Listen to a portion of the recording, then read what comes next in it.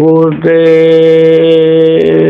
अब डगमग डिगमिग कायंत हुआ, अति निकट दूर का पंथ हुआ।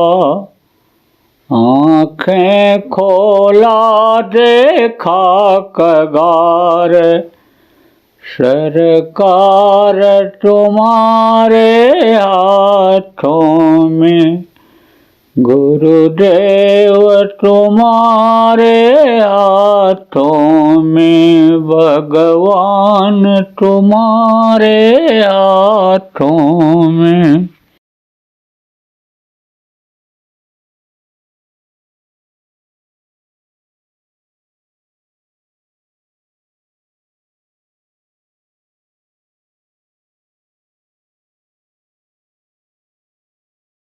ये गुरुदेव।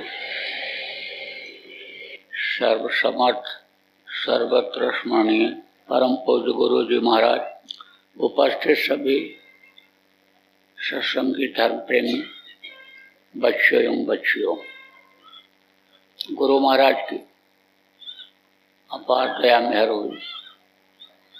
21 दिसंबर 2021 को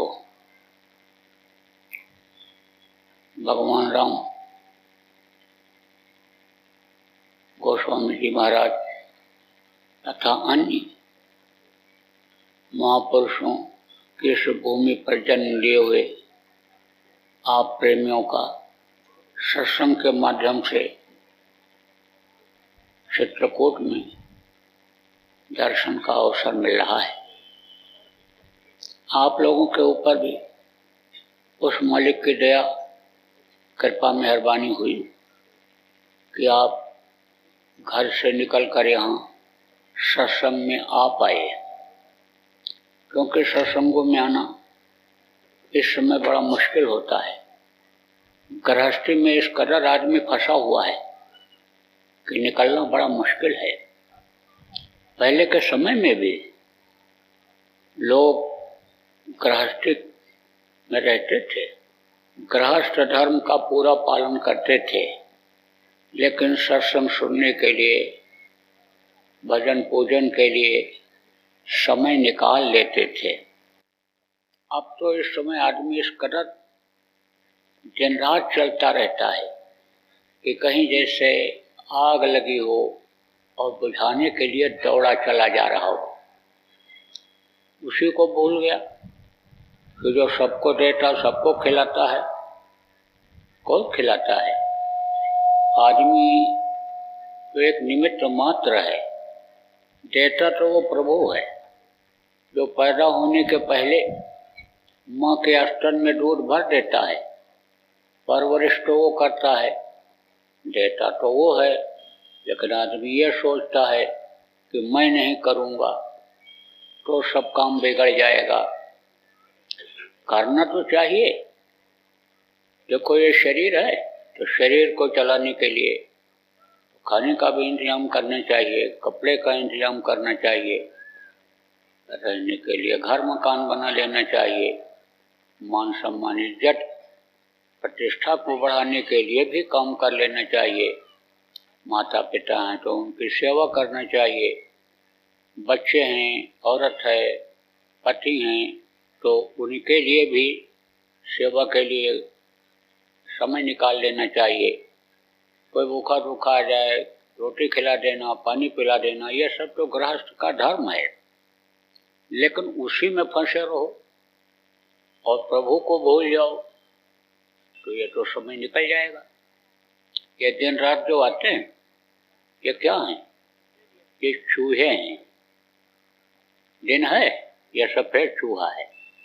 ये दिन में जो भी आपकी आयु है ये काट देंगे, और शाम जब आएगा, अंधेरा होगा, तो रात वाला चूहा उम्र को ही कुतरेगा, उम्र को ही खत्म करेगा। क्योंकि सबको गिन करके सांसों की पूंजी मिलती है खर्च करने के लिए। अब यह है कि जो जैसा खर्चा करता है उसकी उसी हिसाब से उम्र होती है। देखो कोई 90 साल 100 साल तक जिंदा रहता है और कोई 40-50 साल में चला जाता है। अब तो इस समय पर 18-20 साल में भी नौजवान खत्म होने लग गए। किसी का कोई भरोसा है जिंदगी का। आदमी ने एक तरह से अपने पैर में ही कुल्हाड़ी मार लिया। क्यों मार लिया? तौर तरीका नहीं मालूम है रहने का, प्रकृति से भगवान से बरकत लेने का, समय पर जाड़ा गर्मी बरसात कराने का तरीका ही नहीं मालूम है लोगों को, क्योंकि सत्संग नहीं मिलता है। अब आप समझो प्रेमियों कि रहो इस गृहस्थ आश्रम में, सब कुछ इंतजाम कर लो अपना, लेकिन इसमें फंसो नहीं। फंसोगे कब नहीं? कि जब अपने मौत को याद रखोगे।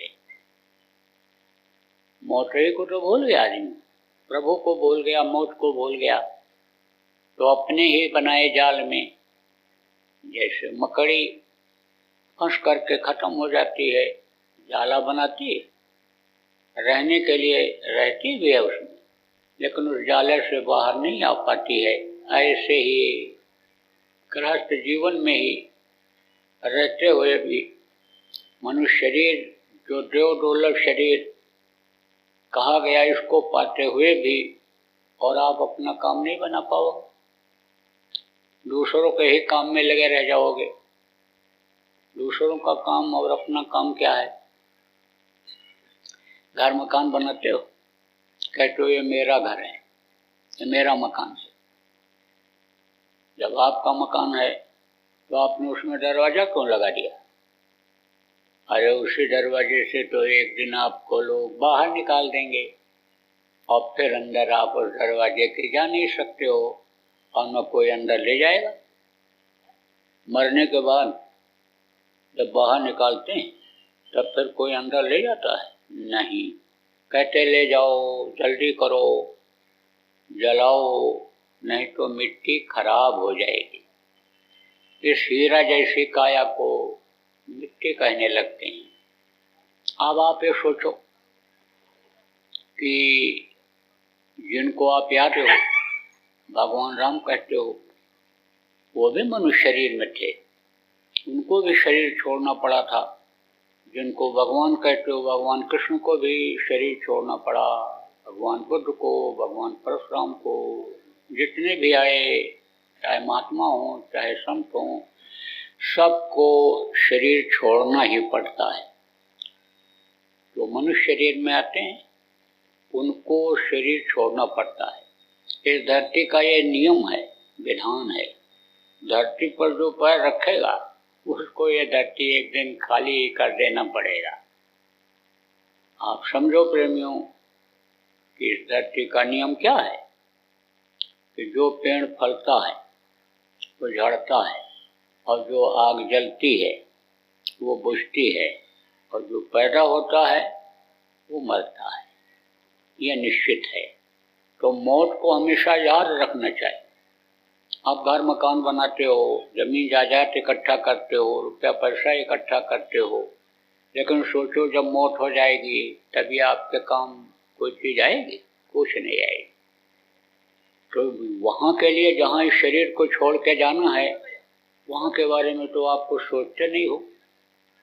ये जो शरीर को चलाती है जीवात्मा, परमात्मा की अंश है, यह एक दिन इस शरीर का साथ छोड़ देगी।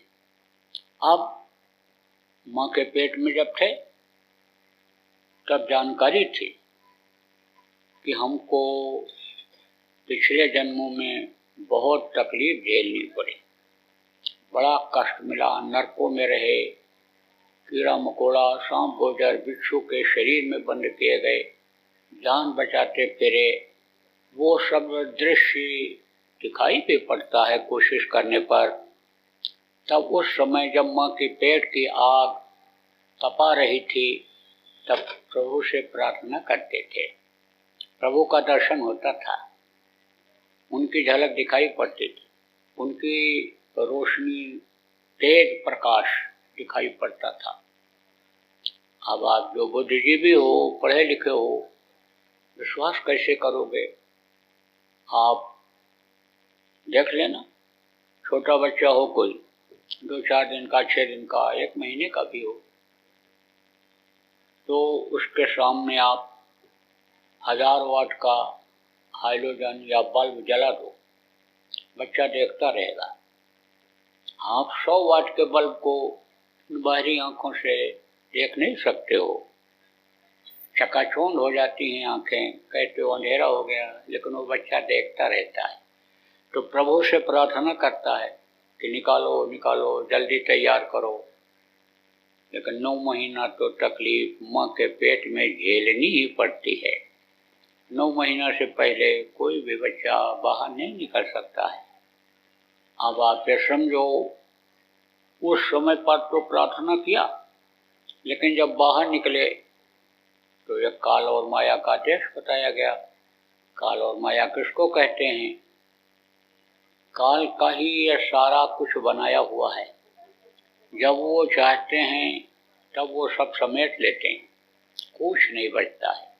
यह धरती तत्व खत्म हो जाता है, यह पानी में मिल जाता है, और पानी को आग सोख लेता है, सूरज की गर्मी सोख लेती है, और उसको हवा सोख लेता है, और ये हवा को आकाश सोख लेता है, खींच लेता है, कुछ नहीं बचता है। तो यहाँ कुछ बचेगा? 5 तत्व से ही शरीर की रचना माँ के पेट में होती है, तो मनुष्य के तो बचने का कोई सवाल ही नहीं उठता है। और जितने भी ये पेड़ पौधे हैं, जड़ और चेतन जिनको कहते हैं, ये सब खत्म हो जाते हैं, कुछ नहीं बचते हैं। 4 खान 84 लाख योनियां जो हैं सब खत्म हो जाती हैं। आप ये समझो, जब वो खींचना चाहते हैं, मिटाना चाहते हैं और बनाते हैं, तो बनाने में भी उनके देर नहीं लगती है, उनको कहते हैं काल। और माया किसको कहते हैं? रुपया पैसा को देखो माया कहते हैं, औरतों को लोग माया कहते हैं। तो दुनिया माया की इस छाया में अन्य परेशान है। औरतों के चक्कर में आदमी देखो परेशान है, रुपया पैसा के चक्कर में झूठ भी बोल रहा, बेईमानी भी कर रहा है। शरीर जो पूजा भजन के लिए मिला, इससे गुनाह भी कर दे रहा है, गलती कर बैठ रहा है, कर्मों को लाद ले रहा है इसी के पीछे। और ये माया भी नहीं, असली माया अगर मिल जाए तो वो तो खत्म नहीं होती, रहती है। ये तो माया की छाया है।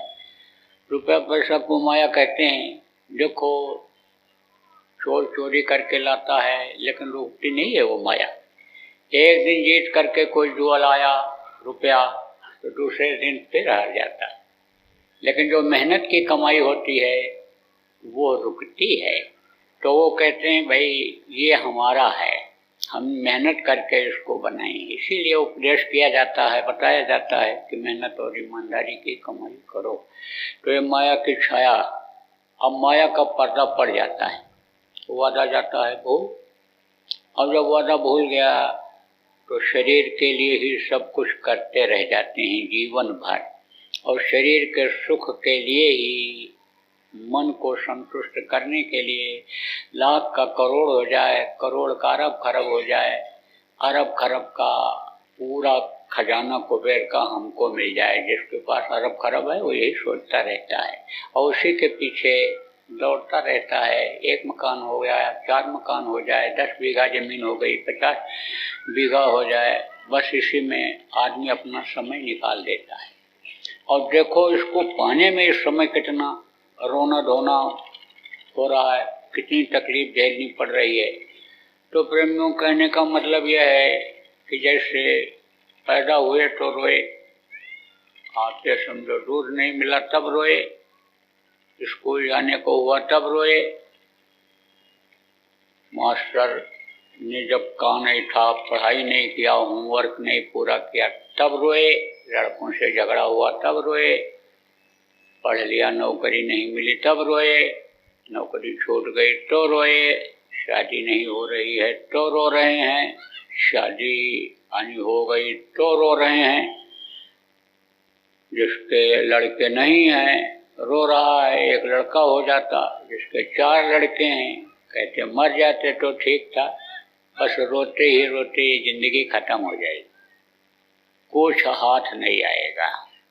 आप ये समझो कि तोता होता है और वो जिसको आप मदार कहते हो, फल निकलता है उसमें अकवा, तो उसमें मारता है चोंच, मेहनत करके उड़ करके आता है, गर्मी के महीने में उसमें फल लगता है, धूप में तपते हुए, और मारता है तो क्या निकलता है, भुआ रुई। ऐसे ही आदमी लड़ते लड़ते पूरी जिंदगी और जुआरी की तरह से आखिर में हो जाता है। जैसे जुआरी उम्मीद बहुत कुछ रखता है कि जीत करके आएंगे, ऐसे ही आदमी बहुत कुछ सोचता है कि हम जीवन में ये कर बैठेंगे और कर नहीं पाता है। बस आखिर में हाथ पैर कान सब ढीले पड़ जाते हैं, कुछ नहीं हो पाता। सच बात तो ये पूछो, जो भी बुढ़े आप इसमें बैठे हो, आप इस वक्त पर आप 4 घंटा बैठ नहीं सकते हो, आप मेहनत नहीं कर सकते हो, भजन पूजन उस तरह से जैसे जवानी में किया जाता है नहीं कर सकते हो, क्योंकि बुढ़ापा तो मैं भी झेल रहा हूँ। मुझको भी ये ठंडी हवा और ये पानी और ये मौसम और ये मेहनत परेशान कर देती है, क्योंकि इस समय देखो जिंदगी का किसी के कोई भरोसा नहीं है, कोई गारंटी नहीं है कि सुबह आदमी घर से निकले और 2 घंटे के बाद ठीक ठाक वापस आ जाए। अकाल मृत्यु जग माही व्यापे, प्रजा बहुत मरे। आप ये समझो कि यह कलयुग का चरण चल रहा है, तो ऐसे समय में आपका समय निकल जाएगा और आखिर में जब समय पूरा हो जाएगा तो ये जीवात्मा फंस जाएगी। जीवात्मा क्या है, अभी आपको बताया, परमात्मा की अंश है। 5 महीना 10 दिन का बच्चा जब माँ के पेट में हो जाता है तब ये डाल दी जाती है और तब से बराबर रहती है जब तक ये शरीर चलता फिरता रहता है। जीवात्मा ही शरीर को चलाती है, इन्हीं दोनों आँखों के बीच में बैठी हुई है। आप समझो प्रेमियों, पूरे शरीर को यहाँ से चलाती है। क्योंकि ये यहाँ बैठी है इसलिए यह देव दुर्लभ शरीर बताया गया। देवताओं के अंदर वो रास्ता नहीं है, आप समझो जो आपके अंदर है कि आप स्वर्ग और वैकुंठ के ऊपर भी लोक हैं उनमें जा सकते हो। इसीलिए नर समान नहीं कोनो देही, जीव चराचर जा चते ही, चारों रचर के जीव सब अन्य समझो इस मनुष्य शरीर को मांगते रहते हैं। जीवात्मा उनके अंदर भी रहती है, पशु पक्षियों के अंदर भी रहती है। देखो खाते वो भी हैं, बच्चा वो भी पैदा करते हैं, खाते आप भी हो, बच्चा आप भी पैदा करते हो, टट्टी पेशाब वो भी करते हैं, टट्टी पेशाब आप भी करते हो, लेकिन उनके शरीर की बनावट अलग है। देखो सब में 5 तत्व नहीं है। जड़ जो हैं पेड़ पौधे उनमें एक तत्व है, उखमज होते हैं, उखमज जो मनुष्य के पसीने से पैदा होते हैं। जल के जीव हैं और आप देखो अंडज हैं जो अंडज पैदा होते हैं, इनमें अलग अलग तत्व होते हैं। तो ये देखो 4 तत्व वाले गाय और बैल होते हैं। गाय और बैल के बाद फिर ये मनुष्य शरीर मिलता है, लेकिन वो सीधे खड़े नहीं हो सकते, आसमान को नहीं देख सकते हैं, ऐसे पीछे नहीं देख सकते हैं, ऐसे घूम के पीछे ऐसे जितना गर्दन आपकी घूम जाए इतना उनका नहीं घूमता है। उनकी जो जीवात्मा है यहाँ रहती है, हृदय में रहती है, यहाँ से इस शरीर को चलाती है ऊपर, और आपकी जो जीवात्मा है यहाँ बैठी है, यहाँ से पूरे शरीर को चलाती है। तो जीवात्मा यहाँ पर बैठी हुई है, यह तकलीफ पा जाएगी। यह मनुष्य शरीर जीवात्मा के कल्याण उद्धार के लिए मिला है, मुक्ति और मोक्ष इसको दिलाने के लिए मिला है। शरीर का मुक्ति मोक्ष तो आप करा देते हो, कहाँ ले जाते हो? जब शरीर छूट गया, जीवात्मा निकल गई, 10 प्रकार के प्राण निकल गए और ये कमल जो ऐसे खिले हुए हैं, इनकी पत्तियां ऐसे मुरझा जाती हैं, नीचे की तरफ हो जाती हैं, तो यह काम करना बंद कर देती हैं, तो ये अंग सब शून्य हो जाते हैं। ये जो गुदा चक्र है आपका, 4 दल का कमल ये मुरझा जाता है, 6 दल का कमल है, 16 दल का कमल, ये सब मुरझा जाते हैं, ऐसे नीचे की तरफ झुक जाते हैं। तो उस वक्त पर फिर प्राण निकल जाता है, 10 प्रकार के प्राण निकल जाते हैं, जीवात्मा निकल जाती है उस समय पर। तो आप ये समझो इस शरीर से कुछ कर नहीं सकते हो। और जीवात्मा का कल्याण उद्धार शरीर के रहते रहते ही किया जा सकता है। इसको मुक्ति मोक्ष तभी दिलाया जा सकता है। तो जब प्राण निकल जाते हैं और शरीर का संचालन बंद हो जाता है, जल पृथ्वी अग्नि वायु और आकाश जो 5 तत्वों से शरीर बना है, यह इन 5 तत्वों में विलीन हो जाता है, तब ऐसे समय पर इस मृतक शरीर को आदमी क्या करता है, ले जाता है मुक्ति धाम, जहाँ लिखा रहता है शमशान घाट पर कहीं कहीं मुक्ति धाम लिखा रहता है, मोक्ष धाम, तो वहाँ ले जा करके जला करके चला आता है। अब मान लो कोई ले गया और जलाने में दिक्कत आ गई, तो कहता अब इनको मुक्ति दिला करके ही हम चलेंगे। घर कोई वापस नहीं लौटता है और न वापस लाश को लाता है, जला करके ही आता है। तो शरीर की मुक्ति तो हो जाती है, लेकिन जीवात्मा ये फंस जाती है, कर्मों के अनुसार नरकों में डाल दी जाती है, मरी काटी कूटी जलाई जाती है। जो कर्म शरीर से आदमी करता है उस कर्मों की सजा मिलती है। शरीर तो यहीं छूट जाता है, लेकिन पिशाच का शरीर है, मनुष्य शरीर जैसा ही शरीर है, उसमें बंद करके और 86,000 योजन ऊपर में यमपुरी है, वहाँ ले जाते हैं और यमराज के सामने पेश करते हैं। यमराज के पास आपकी अच्छाई और बुराई की सारी फाइल, सारा कागज, सारा टेप उसके पास है और उसी के आधार पर वो सजा दे देगा। उसी कर्मों के अनुसार सजा मिल जाती है। तो बहुत दिन तक नरकों में प्रेमियों रहना पड़ता है, वहाँ से छुटकारा मिलता है। तब कीड़ा मकोड़ा, सांप गोजर बिच्छू, जिसको 84 कहा गया, उसमें आना पड़ता है। और उसके बाद में 9 महीने माँ के पेट में लटकने के बाद फिर इस मृत लोक में ढकेल दिया जाता है। बड़ी तकलीफ होती है पैदा होते समय। देखो बच्चा रोता हुआ पैदा होता है, सभी बच्चे रोते पैदा होते हैं। जन्मते वक्त भी तकलीफ, जन्मत वाला दूसरा दुख कोई कहा गया, और मरते वक्त भी तकलीफ होती है। बच्चे के कोमल बदन में ये ठंडी हवा और ये गर्म हवा इस कदर लगती है कि जैसे कोई सुई चुभो रहा हो। हर युग के बच्चे को तकलीफ होती है जन्मते वक्त, और हर युग को देखो मरते समय तड़पता है। आप समझो कि ऐसे प्राण नहीं निकल जाते हैं। कोई किसी जानवर को दे देता, बस मार देता है, तो वो भी तड़प करके ही मरता है। इसीलिए तो कहा जाता है कि रक्षा करो, सबके अंदर यही जीवात्मा है, सजा भोगने के लिए उसमें डाल दी जाती है। तो जीवों पर दया करो, कृपा करो, नहीं तो उसी की अंश सबके अंदर है, वो नाराज होकर के सजा दे देगा। कहा गया मत सता गरीब को, वो रो देगा, जब सुनेगा उसका मालिक तो जड़ से खो देगा। कहा गया जो गल काटे और का अपना राह कटाए, और साहब के दरबार में बदला कहीं न जाए। है ना, राम झरोखे बैठकर सबका मुजरा ले, जाके जैसी चाकरी वह को वैसा दे। इसीलिए तो कहा गया भाई इस शरीर को पवित्र रखो, इससे हिंसा हत्या मत करो, इस शरीर के अंदर मुर्दा मांस मत डालो, नहीं तो यह मानो मंदिर है, यह गंदा हो जाएगा। जब यह गंदा हो जाएगा, कितना भी पूजा उपासना करोगे तो कबूल नहीं होगा, स्वीकार नहीं होगा। मिट्टी और पत्थर का मंदिर देखो बना हुआ है आपके, अब उसमें अगर ले जाए कोई मुर्दा मांस डाल दे, गंदी चीज डाल दे, तो पूजा पाठ कोई करेगा? कोई नहीं करेगा। क्यों नहीं करेगा? कि जगह गंदी हो गई। और यहाँ से अगर हम भगवान को याद करेंगे, पूजा पाठ करेंगे, तो वो स्वीकार नहीं करेंगे, कबूल नहीं करेंगे।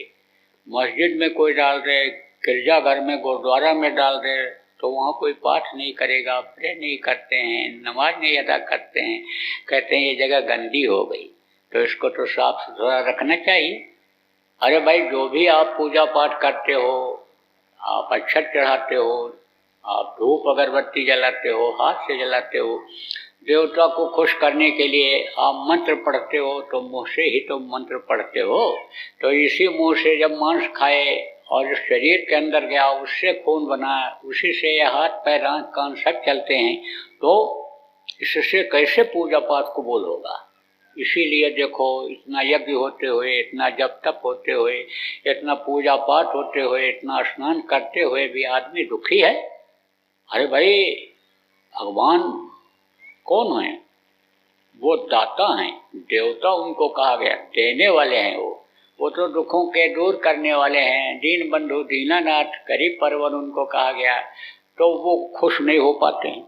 खुश नहीं हो पाते हैं तो आपकी तकलीफ नहीं जाती है। देखो प्रेमियों, इसमें मैं देख रहा हूं कि बहुत से लोग दुखी हैं, बीमारी घर से निकल नहीं रही, कोई ना कोई बीमार ही रहता है, लड़ाई झगड़ा भी होता रहता है, रुपया पैसा कमाते हैं, बरकत नहीं होती है। कई लोग हैं, आप जो बुद्धिजीवी हो, तर्क वितर्क करने वाले विद्वान हो, आप अगर चैलेंज करो तो मैं बता सकता हूँ, एक दो को नहीं, 10 20 50 को बता सकता हूँ कि इनके घर में बराबर बीमारी बनी ही रहती है। रोज झगड़ा होता है, रोज। बूढ़े भले न लड़ें, जवान भले न लड़ें, लड़के ही एक दूसरे का बाल गाल नोचते रहते हैं, ची पू लगा रहता है। देखो, घर छोड़कर आदमी भाग रहा है, औरतें जल के मर रही हैं। यही गृहस्थ आश्रम जो पहले स्वर्ग जैसा था, अब नर्क जैसा हो रहा है। आपको समझने की जरूरत है कि देखो, सती सावित्री ने पति के प्राण को वापस ले लिया था, सती अनसुईया ने ब्रह्मा विष्णु महेश को छोटा छोटा बच्चा बना दिया था। ऐसी शक्ति थी। गृहस्थ आश्रम में ही देवियों ने शक्ति आप ये समझो अर्जित कर ली थी।